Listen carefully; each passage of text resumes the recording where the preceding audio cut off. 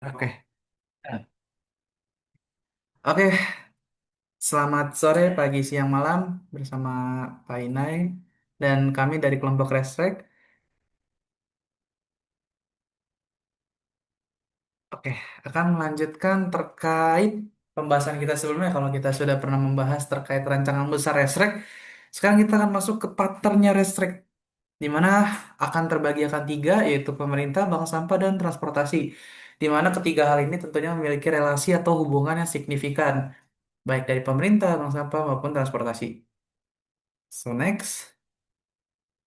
Nah, di sini tentunya kita tidak akan membuat ketiga partner kita tersebut merasa dalam keadaan yang merugikan.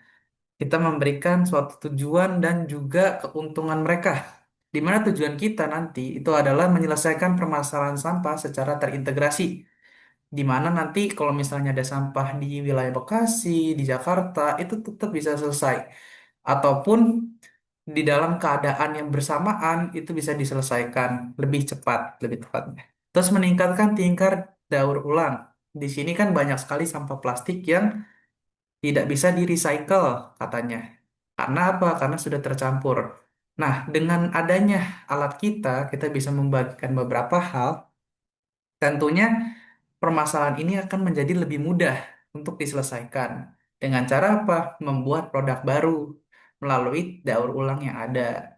Lalu juga menciptakan keuntungan ekonomi di semua bidang. Seperti yang kita tahu, terkait dengan bidang ini, untungnya tuh nggak cuma satu gitu ya. Nah, kita akan bahas dari segi keuntungan dari partner kita aja. Karena semakin kita menuju ke tahap akhir, kita akan tahu keuntungan restrek yang sebenarnya. Di advantage atau keuntungan dalam pemerintah, pemerintah akan mendapatkan pengurangan biaya pengelolaan TPA yang tentunya akan masuk ke dalam indeks ekonomi negara. Sehingga pemerintah secara tidak langsung bisa memotong pangkas hal-hal yang rumit ataupun yang berhubungan dengan sampah. Lalu data real time untuk kebijakan lingkungan. Seringkali kebijakan lingkungan untuk mendapatkan data itu selalu tidak akurat atau mungkin lama. Dengan adanya program Resrek atau organisasi Resrek, penyelesaian permasalahan berdasarkan data itu akan lancar lebih cepat dibanding biasanya. Lalu ada peningkatan citra kota berkelanjutan. Seperti yang kita tahu beberapa tempat, contohnya di Bekasi, di dekat Bantar Gebang, tempat itu bisa bau, polusi, dan sebagainya. Dan Resrek itu bisa menyelesaikan hal-hal tersebut dari hal-hal kecilnya. Nanti dari hal-hal kecil tersebut akan membentuk suatu ekonomi makro. Yang nantinya tentunya dengan adanya ekonomi makro, keuntungan dari negara akan membuat peningkatan citra kota dari masyarakat terhadap pemerintah itu akan lebih baik. Lalu ada bank sampah. Di sini bank sampah juga akan memiliki keuntungan pada peningkatan volume dan nilai jual sampah. Seperti yang kita tahu, banyak banget orang yang meremehkan nilai jual sampah selama ini. Padahal nilai jual sampah itu bisa menjadi hal yang tinggi apabila bisa dikelola kembali atau di-recycle. Lalu juga ada sistem insentif dan pencatatan digital. Banyak banget orang yang sudah membuang sampah, ternyata harga nilai jual sampahnya itu harusnya lebih tinggi, tapi dikasih lebih rendah pada calo atau distributor distributor sampah sendiri. Lalu juga ada pendapatan tambahan berbasis data dan kemitraan industri, di mana di sini berfokus pada pendapatan yang ditambahkan nanti akan dicatat terhadap beberapa file yang mungkin bentuknya bisa Excel ataupun dokumen data lainnya. Lalu akan dilanjutkan oleh Reksi terkait dengan transportasi.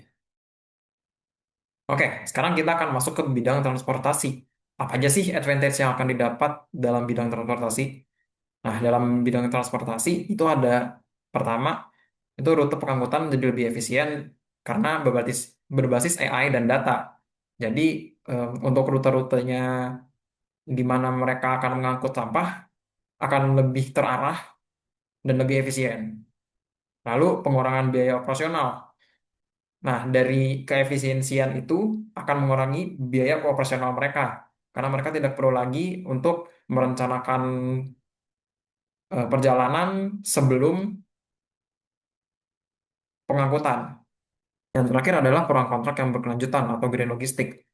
Dengan peluang kontrak yang berkelanjutan, pengangkut sampah akan memiliki ikatan dengan kita dan akan memunculkan efisiensi yang lebih lagi terhadap untuk biaya pengangkutan dari satu tempat ke tempat yang lain. Lalu kita akan lanjutkan ke Scrum. Nah, lalu kita akan lanjut ke Scrum. Apa sih Scrum itu? Scrum itu adalah kerangka framework yang akan kita lanjutkan atau kita kerjakan di dalam Restrack ini. Nah, untuk Scrum akan dilanjutkan oleh Cian dan Wilson. Oke, selanjutnya ada Daily Scrum yang bertujuan untuk mensinkronisasikan tim pengembang Resrec agar pengembangan sistem pengelolaan sampah berjalan secara efektif dan sesuai target Smart City. Yang mana contohnya itu ada developer A mengintegrasi data pengelolaan sampah seperti TPS, bank sampah, dan armada angkut. Yang kedua itu ada developer B, di mana pengembangan role based akses seperti admin kota, petugas lapangan, dan masyarakat. Selanjutnya ada developer C, yang di mana pencatatan dan audit log aktivitas pengelolaan sampah. Selain itu juga ada hambatannya, yang di mana perubahan format data dari Dinas Lingkungan Hidup. Dan yang kedua itu ada hambatannya ketidaksesuaian data lapangan dengan data sistem.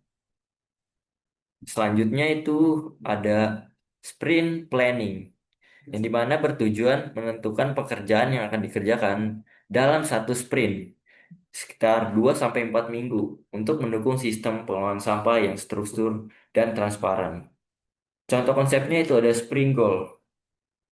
Nah, sprint goal ini pada sistem ResRec yang dimana menentukan sprint goal, yaitu menyelesaikan model monitoring, pengelolaan sampah, dan pelaporan TPS secara real time. Yang kedua itu adalah memilih produk backlog, di mana pendataan TPS dan lokasi sampah, monitoring volume sampah harian, tracking armada, pengangkut sampah, laporan digital untuk pemerintah kota. Yang selanjutnya ada DOD, yaitu Definition of Done, yang berarti fitur berjalan sesuai kebutuhan data tersimpan dan dapat diaudit. Hak akses sesuai peran atau admin, petugas, masyarakat.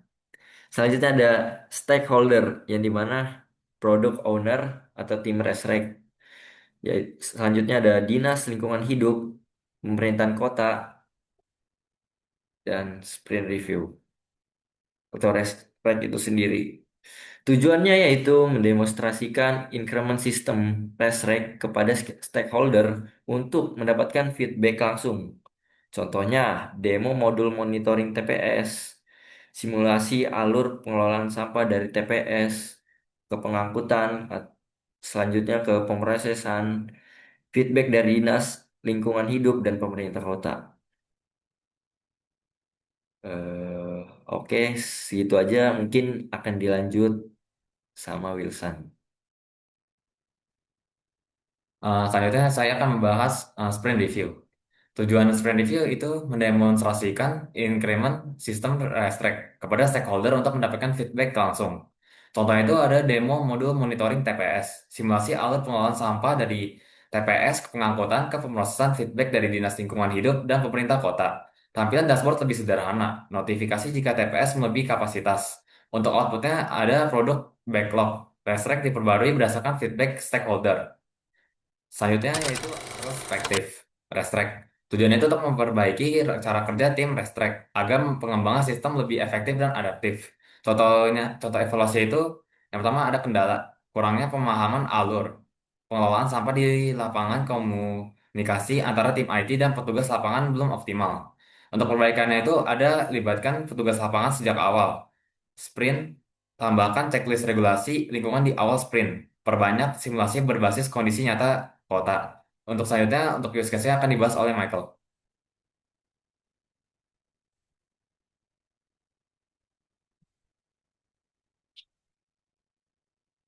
Ini belum gue pause. Oke. Nah, kalau tadi Wilson sudah membahas terkait dengan retrospektif, nah kita akan masuk ke use case dari Restrek sendiri. Nah, Restrek ini memiliki 3 use case penting di mana pertama ada pengelolaan sampah rumah tangga terintegrasi dengan aktornya adalah masyarakat, bank sampah, dan pemerintah. Lalu ada digital bank sampah dan monetisasi sampah itu berhubungan dengan bank sampah nanti ke industri daur ulang. Lalu ada optimisasi transportasi sampah, di mana tentunya transportasi ini akan berhubungan sama pemerintah dan bank sampah juga. Nah, kira-kira alurnya gimana sih? Nah, kalau kita bahas mengenai alurnya, alur pertama itu warga akan memilih sampah, lalu nanti akan menginput datanya ke Resrek, dan Resrek akan memberikan sampah yang bernilai masuk ke bank sampah. Dan nantinya warga akan mendapatkan saldonya gitu. Nah, setelah mendapatkan saldo, tentunya keuntungannya tuh bakal bakal luas. Pertama tuh dari dapat saldonya, terus nanti pemerintah dapat datanya, bank sampah juga memiliki value yang lebih besar ketika menilai suatu barang. Lalu digital bank dan monetisasi gitu ya. Kita akan masuk ke alurnya juga. Di mana alurnya adalah bank sampah akan mencatat skor data stok dari kualitas sampahnya dan juga Resrek akan menghubungkannya ke pembeli atau pabrik yang membutuhkan. Lalu setelah itu transaksi akan tercatat dan data akan disimpan ke pemerintah. Balik lagi atau enggak ke Resreknya. Nah, dari situ harga sampah tentunya akan menjadi lebih transparan dan akan naik harganya. Dan industri dapat mendapatkan supply yang terjamin. Lalu masuk ke optimisasi atau optimasi transportasi sampah. Nah, di sini alurnya adalah Resrek akan memetakan titik sampah bernilai tinggi. Dan gak cuma itu, AI akan menentukan rute pengangkutan paling efisien. Di mana kalau kita lihat dari Google Map, biasanya kan masih ada error-error ya. Di sini AI akan memberikan referensi paling bagus, baik dari skala macet ya dan sebagainya. Tentunya kita membutuhkan koneksi terhadap pemerintah juga, teman-teman. Nanti setelah itu armada akan bergerak sesuai dengan prioritas yang diberikan oleh AI.